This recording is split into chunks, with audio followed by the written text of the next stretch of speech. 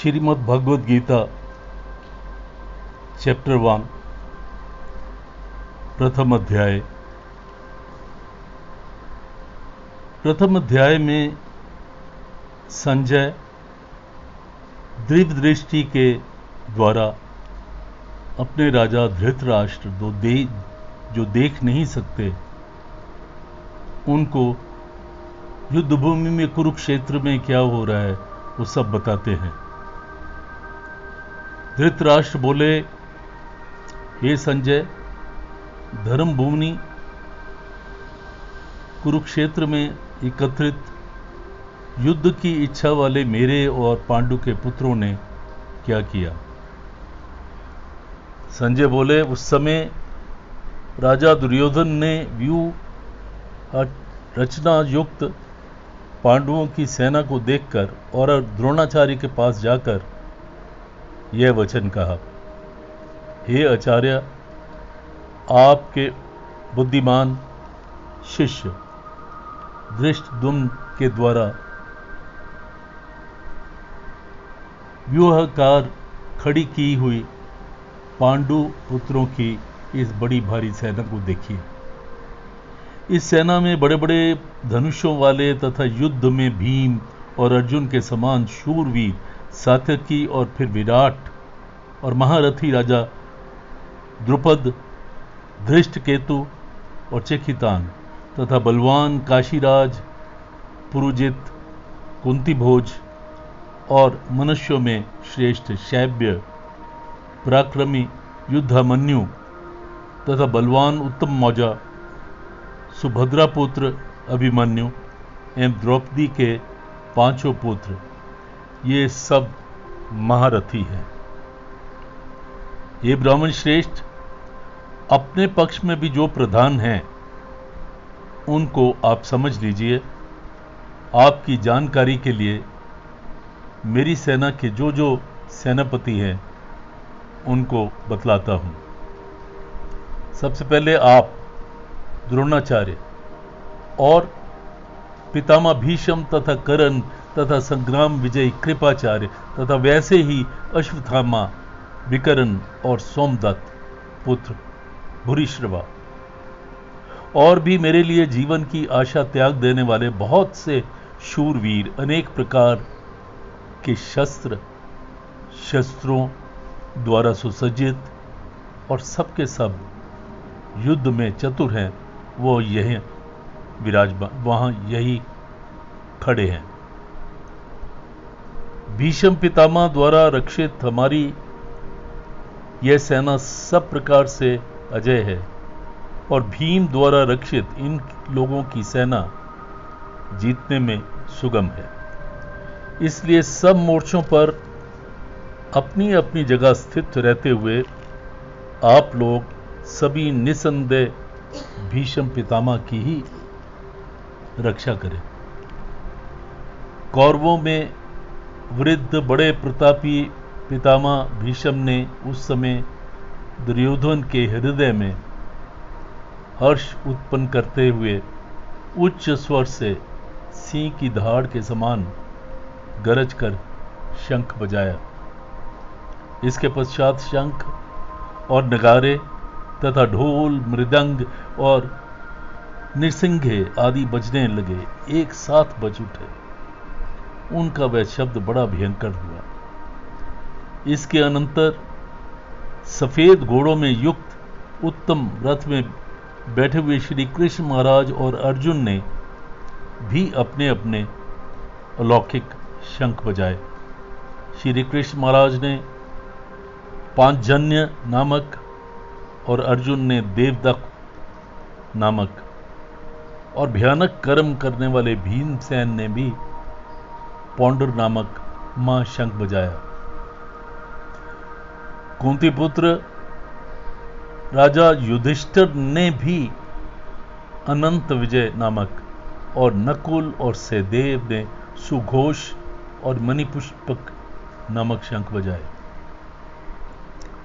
श्रेष्ठ धनुष वाले काशीराज और महारथी शिखंडी और धृष्टद्युम्न तथा राजा विराट और अजय सात्यकी राजा द्रुपद एवं द्रौपदी के 5 पुत्र और बड़ी भुजा वाले सुभद्रा पुत्र अभिमन्यु, इन सभी ने हे राजन अपने अपने अलग अलग शंख बजाए और उस भयानक शब्द से आकाश और पृथ्वी भी गुंजाते हुए धातराष्ट्रों के अर्थात आपके पक्ष वालों के हृदय विदीर्ण हो गए।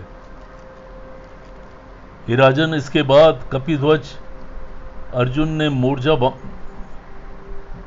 बांधकर डटे हुए धृतराष्ट्र संबंधियों को देखकर और शंख चलने की तैयारी में, शस्त्र चलने की तैयारी में धनुष उठाकर ऋषिकेश श्री कृष्ण महाराज से यह वचन कहा,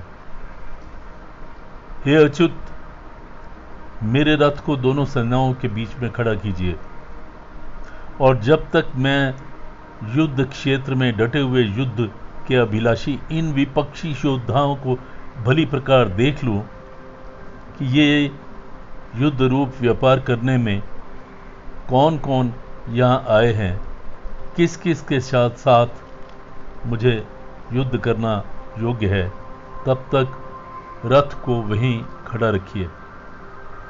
दुर्बुद्धि दुर्योधन का युद्ध में हित चाहने वाले जो ये राजा लोग हैं, इस सेना में आए हैं, इन युद्ध करने वालों को मैं देखूंगा। संजय बोले, हे धृतराष्ट्र, अर्जुन द्वारा इस प्रकार कहे हुए महाराज श्री कृष्ण ने दोनों सेनाओं के बीच में भीष्म और द्रोणाचार्य के सामने तथा संपूर्ण राजाओं के सामने उत्तम रथ को खड़ा करके इस प्रकार कहा, हे पार्थ, युद्ध के लिए जुटे हुए इन कौरवों को देख। इसके बाद प्रथापुत्र अर्जुन ने दोनों ही सेनाओं में स्थित ताऊ, चाचों, दादों, परदादों और गुरुजनों को, मामाओं को, भाइयों को, पुत्रों को, पौत्रों को तथा मित्रों को, ससुरों को और सुहृदों सबको देखा। उन उपस्थित संपूर्ण बांधुओं को देखकर वे कुंती पुत्र अर्जुन बहुत अत्यंत करुणा से युक्त होकर शोक करते हुए यह वचन बोले। अर्जुन बोले, हे कृष्ण, युद्ध क्षेत्र में डटे हुए युद्ध के अभिलाषी इन स्वजन समुदाय को देखकर मेरे अंग शिथिल हुए जा रहे हैं, मेरा मुख भी सूख रहा है तथा मेरे शरीर में कंप एवं रोमांच हो रहा है। हाथ में गांडीव धनुष है लेकिन गिर रहा है, पकड़ा नहीं जा रहा और त्वचा भी जल रही है तथा मेरा मन भ्रमित सा हो गया है, इसलिए मैं खड़ा होने की भी समर्थ नहीं रखता हूं। हे केशव, मैं लक्ष्मणों को भी विपरीत ही देख रहा हूं तथा युद्ध में स्वजन समुदाय को मारकर कल्याण भी नहीं देखता। हे कृष्ण, मैं ना तो विजय चाहता हूं और ना ही राज्य तथा सुखों की ही इच्छा है। हे गोविंद, हमें ऐसे राज्य से क्या प्रयोजन अथवा ऐसे भोगों से और जीवन से भी क्या लाभ है। हमें जिनके लिए राज्य, भोग और सुख आदि अभीष्ट हैं, वही सब धन और जीवन की आशा को त्याग कर युद्ध में खड़े हैं। गुरुजन, ताऊ, चाचे, लड़के और उस प्रकार दादे, मामे, ससुर, पौत्र, साले और भी सभी संबंधी यहां खड़े हैं। हे मधुसूदन, मुझे मारने पर अथवा तीनों लोकों में राज्य के लिए भी मैं इनको मारना नहीं चाहता, फिर पृथ्वी के लिए तो कहना ही क्या है। हे जनार्दन, धृतराष्ट्र के पुत्रों को मारकर हमें क्या प्रसन्नता होगी? इन आतताइयों को मारकर तो हमें पाप ही लगेगा। अतएव हे माधव, अपने ही बांधव धृतराष्ट्र के पुत्रों को मारने के लिए हम योग्य नहीं हैं, क्योंकि अपने ही कुटुंब को मारकर हम कैसे सुखी होंगे? यद्यपि लोभ से भ्रष्ट चित्त हुए ये लोग कुल के नाश से उत्पन्न दोष को देख और अपने मित्रों के विरोध करने में भी पाप को नहीं देखते, तो भी जनार्दन, कुल के नाश से होने वाले उत्पन्न दोषों को जानने वाले हम लोग इस पाप से हटने के लिए क्यों नहीं विचार करते? कुल के नाश करने से सनातन कुल धर्म हो जाता है, नष्ट हो जाता है। धर्म के नाश होने से संपूर्ण कुल में पाप बढ़ जाता है, बहुत फैल जाता है। हे कृष्ण, पाप के अधिक बढ़ जाने से कुल की स्त्रियां दूषित हो जाती हैं, और हे वार्ष्णेय, स्त्रियों के दूषित हो जाने पर वर्ण संकर उत्पन्न होता है। वर्ण संकर कुल घातियों को और कुल को नरक में ले जाने के लिए होता है। लुप्त हुई पिंड और जल की क्रिया वाले अर्थात श्राद्ध तथा तर्पण से वंचित इनके पितरलोक भी अधोगति को प्राप्त होते हैं। इन वंश संकर कारक दोषों से कुल घातियों के सनातन कुल धर्म और जाति धर्म नष्ट हो जाते हैं। हे जनार्दन, जिनका कुल धर्म नष्ट हो गया हो, ऐसे मनुष्यों का अनिश्चित काल तक नरक में ही वास होता है, ऐसा हम सुनते आए हैं। शोक, हम लोग बुद्धिमान होकर भी महान पाप करने के लिए तैयार हो गए हैं। जो राज्य और सुख और लोभ स्वजनों को मारने से उद्यत हो गए हैं, और जो इससे मिलेगा वो हमें क्या सुख पहुंचाएगा?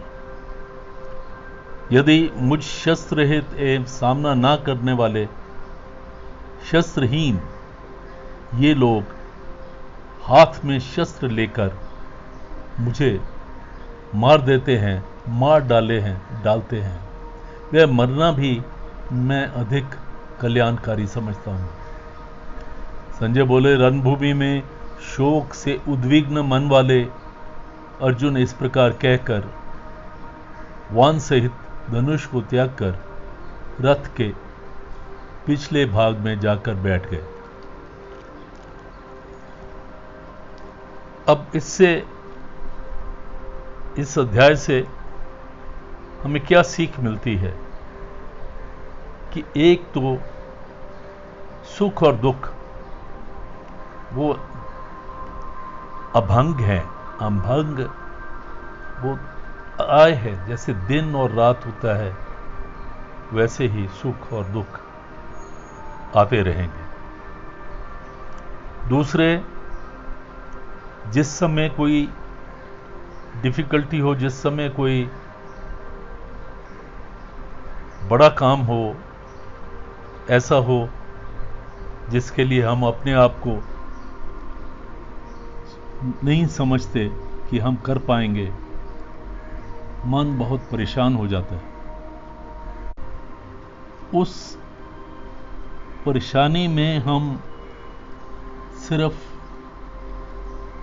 अंधकार को ही देखते हैं, भविष्य को में हमें कुछ अच्छा नहीं दिखाई देता। अब अगले अध्याय में श्री कृष्ण अर्जुन को समझाएंगे कि जीवन क्या है, जीवन का कर्तव्य क्या है, और कैसे हमें कर्तव्य करते हुए जीवन को व्यतीत करना चाहिए।